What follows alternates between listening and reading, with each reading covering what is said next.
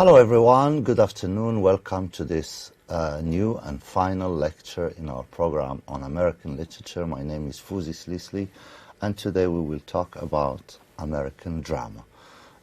We looked at various literary activity in American literature, and the only genre that we haven't talked about so far is American drama. So today we will talk a little bit about we will give you a short introduction about American drama, and we will look at three of the most prominent American dramatists. So let's begin. American drama. American drama imitated English and European drama until well into the 20th century. So as a genre, American drama was very late in developing and acquiring an identity of itself.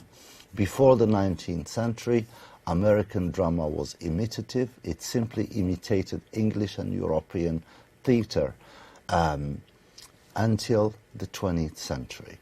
Plays from England were translated, or translated plays from European languages dominated theater seasons.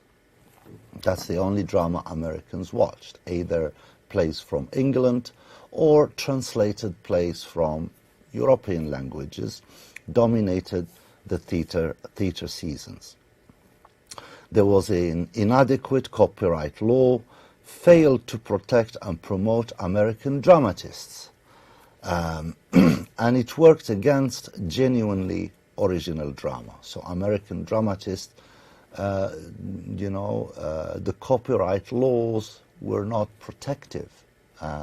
So when they write, the rights to their work were not protected, and they couldn't get paid for their work, and their work gets taken or stolen and performed, and they don't get anything in return for it, was not a good protection for American dramatists. That's why we don't see a lot of American dramatists, original dramatists, until the 20th century. Another problem also was the star system. American culture developed its own star system. You know, they had stars.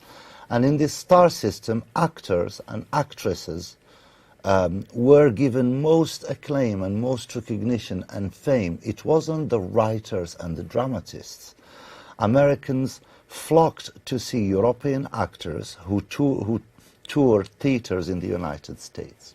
In addition, imported dramas, like imported wines, enjoyed higher status than indigenous production.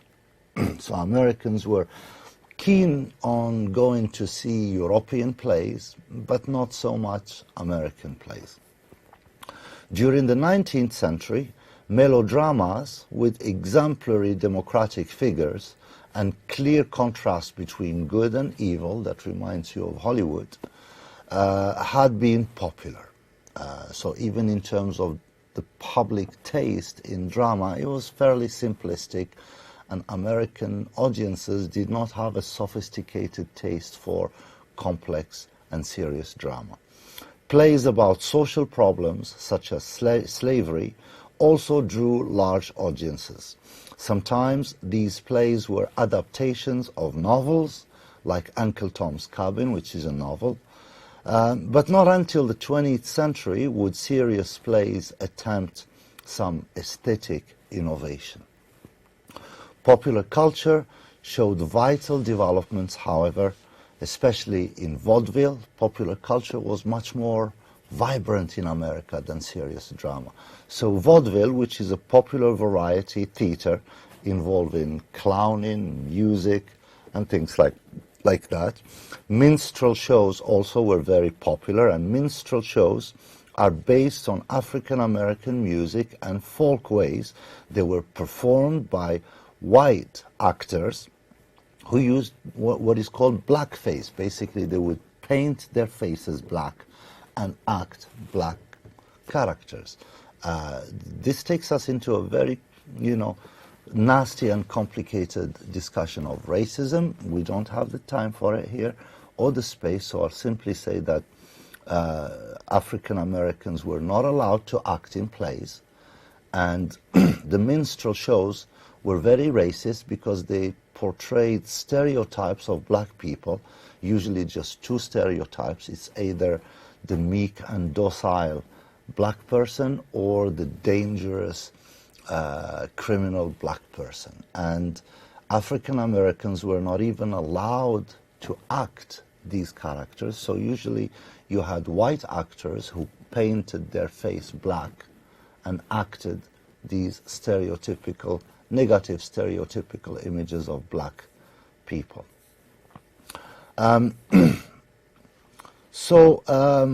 These were the types of popular entertainment and theater that were popular and common in the United States way into the late 19th century.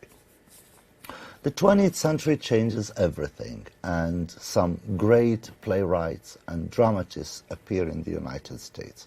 First and foremost, we have to mention Eugene O'Neill. And Eugene O'Neill actually managed to become a world-class playwright.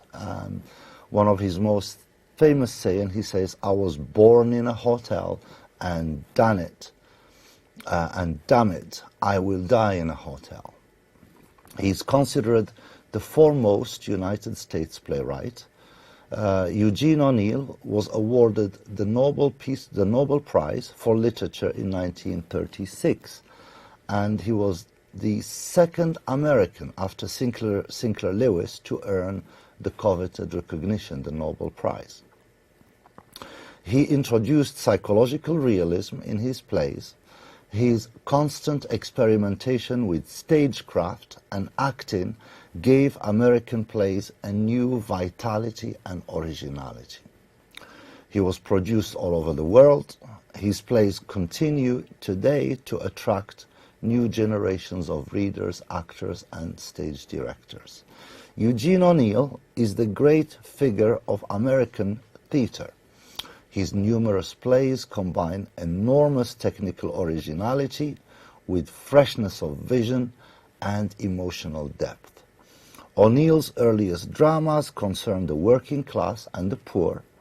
Later works explore subjective realms such as obsessions and sex, and underscore his reading in Freud, the famous psychologist, and his anguished attempt to come to terms with his dead mother, father, and brother.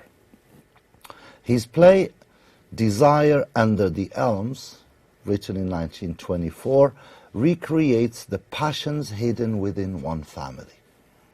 The Great God Brown, written in 1926, uncovers the unconsciousness of a wealthy businessman. And Strange Interlude, written in 1928, was a winner of the Pulitzer Prize. It traces the tangled love of one woman. These powerful plays reveal different personalities, riveting to primitive emotions, to confusion, under intense stress.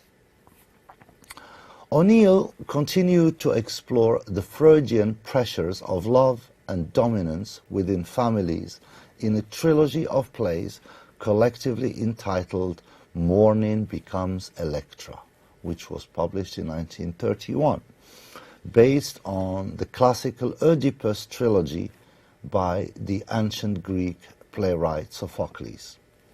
His later plays include the acknowledged masterpiece The Iceman Cometh, 1946, a stark work on the theme of death, and Long Day's Journey into Night, 1956, a powerful, extended autobiography in dramatic form focusing on his own family and their physical and psychological deterioration, as witnessed in the course of one night.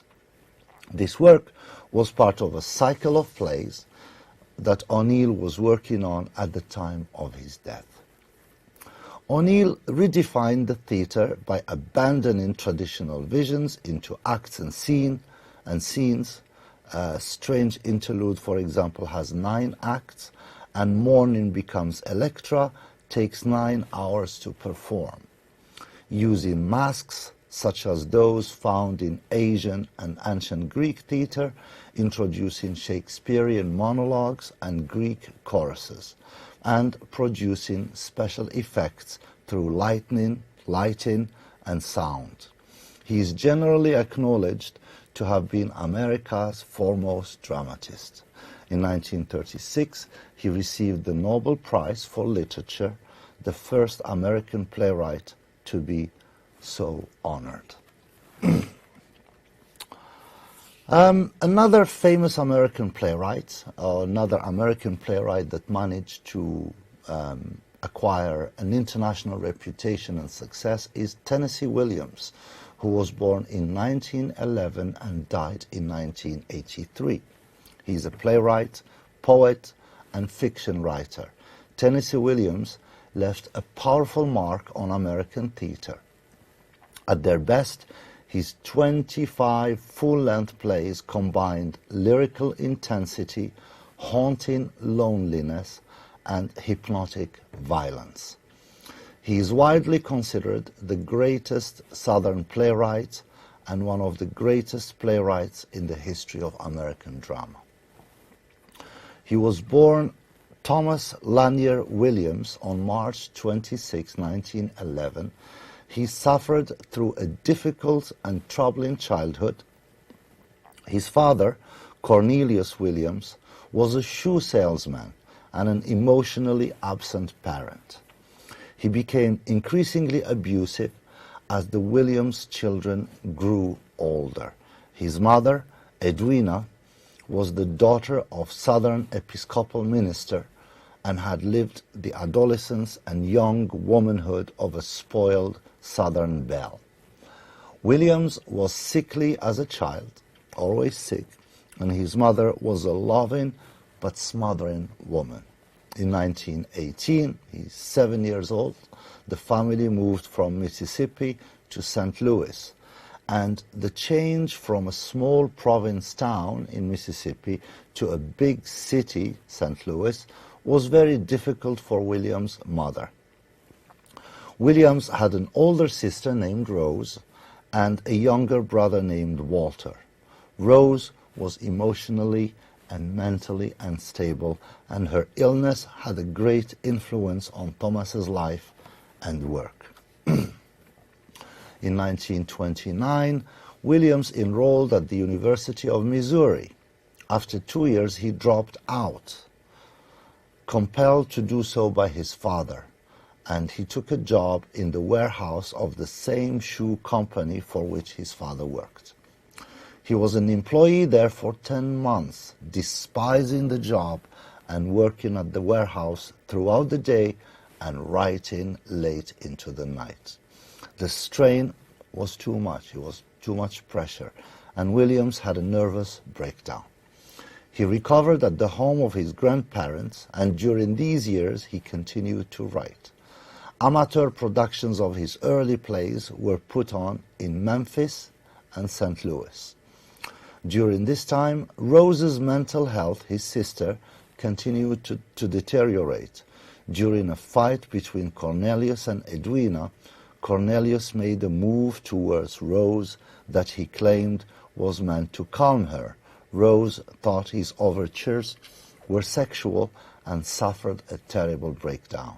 Her parents had her lobotomized shortly after. This is a time when lobotomy was still practiced in the United States. Williams went back to school and graduated from the University of Iowa. He then moved to New Orleans, where he changed his name to Tennessee Williams. That same year, he won a prize for American Blues, his play American Blues. It's a collection of one-act plays. In 1940, The Battle of Angels, later rewritten as Orpheus Descending, this is his first full-length and professionally produced play, failed miserably. And Tennessee Williams continued to struggle. What brought a great turning point in his life and career was his play The Glass Menagerie. It was produced in Chicago to great success, and shortly afterward was a smash hit on Broadway. While success freed Williams financially, it also made it difficult for him to write. He went to Mexico to work on a play originally titled The Poker Night. This play eventually became one of his masterpieces, A Streetcar Named Desire. It won Tennessee Williams his Pulitzer Prize in 1947, which enabled him to travel and buy a home in Key West, a new base to which Williams could escape for both relaxation and for writing.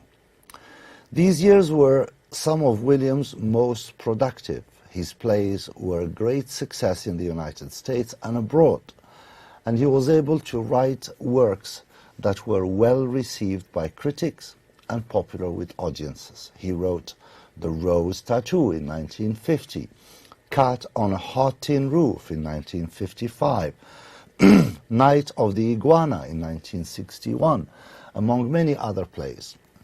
Cat on a Hot Tin Roof won Williams his second Pulitzer Prize.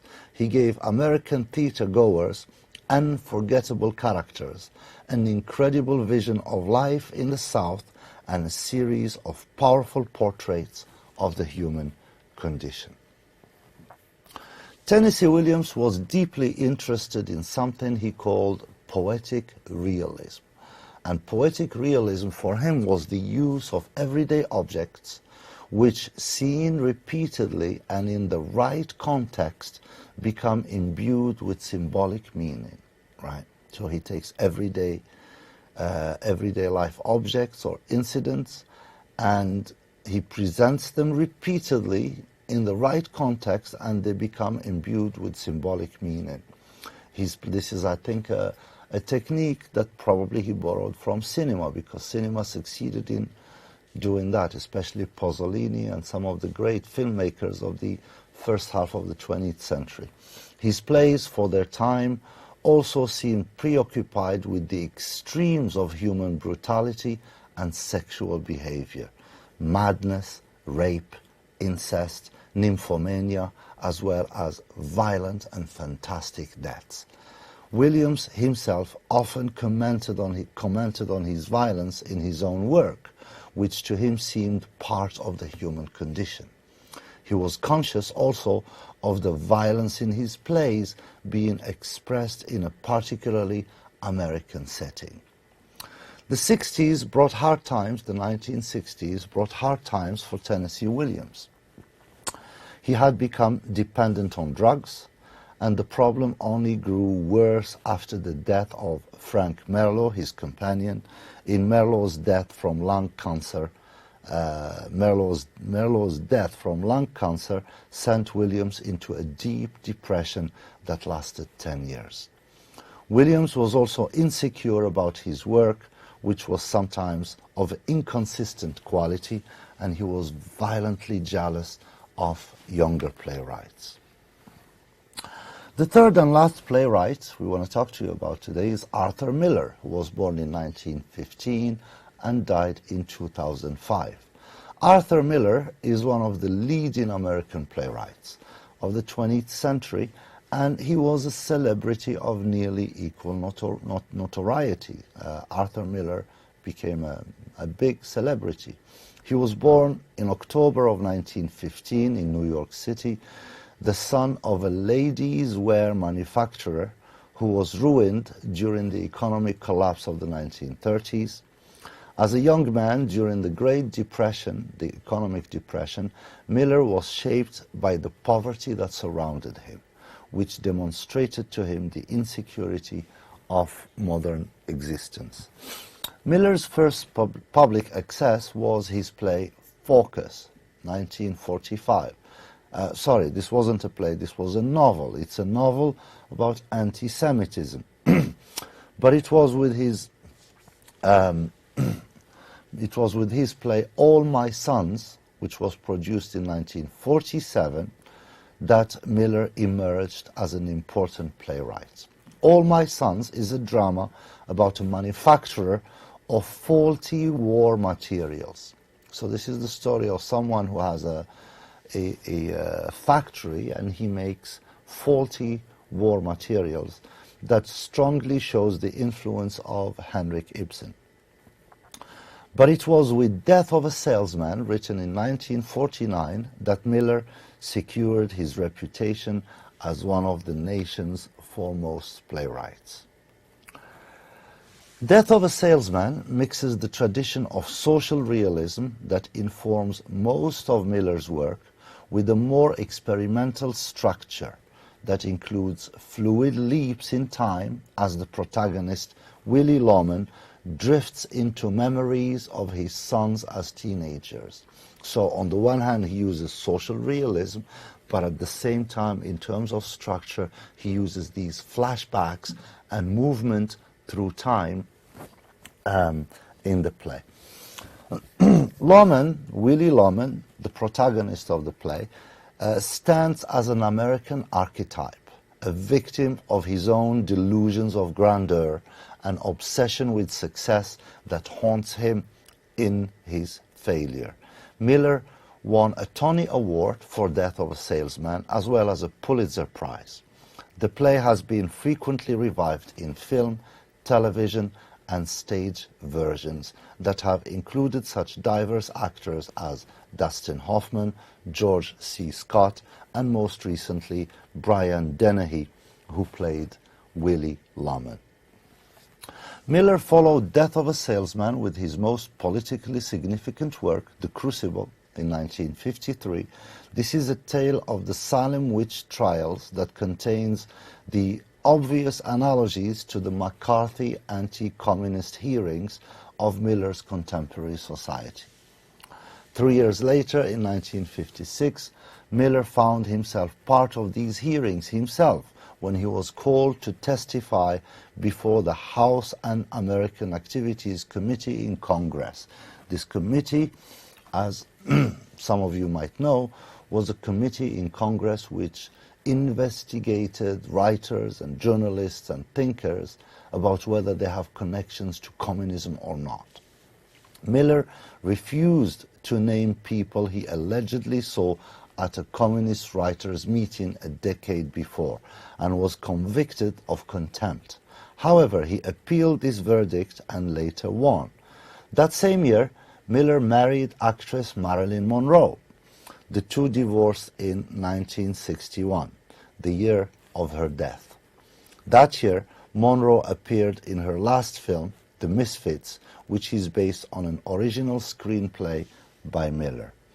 After divorcing Monroe, Miller got married to Ingeborg Morath, and the two have had a son and a daughter. Miller also wrote the plays A Memory of Two Mondays and the short play A View from the Bridge, which were both staged. His other works include After the Fall, 1964, a thinly veiled account of his marriage to Marilyn Monroe, as well as The Price in 1967, The Archbishop's Ceiling, 1977, and The American Clock, 1980. His most recent works include the plays The Ride Down Mount Morgan, 1991, The Last Yankee, 1993, and Broken Glass, 1993, which won the Oliver Award for Best Play. Now let's talk a little bit about his most famous play, Death of a Salesman.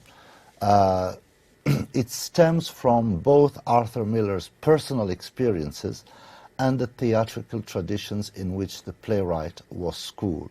The play recalls the tradition of Yiddish theater that focus on family as the crucial element, reducing most aspects of the play to a family level.